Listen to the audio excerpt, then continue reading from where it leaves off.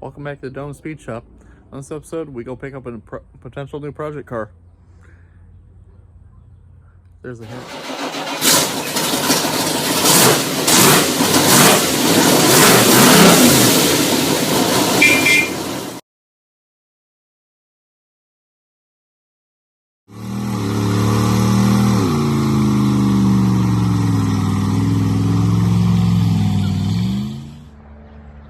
Well, we're back from a short road trip, and well, let me show you what we picked up. Now, originally I went for this cowl for a T-bucket. He had it listed for a 26 Ford, so either Model A, Model T, all similar. I'm sure people in the comments will let me know how wrong I am. But he also threw in these kingpins for shoebox Chevy, along with some spindles, brand new in box. Some headlight buckets for a T-bucket. Got some turn signals in there too.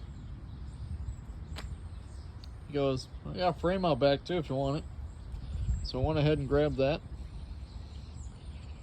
And some front axles. All for T-bucket Ford. Now if you look closely, it looks like it's an original Henry Ford steel. It's honestly not too bad of shape considering we're up here in the Rust Belt in Illinois. Solid.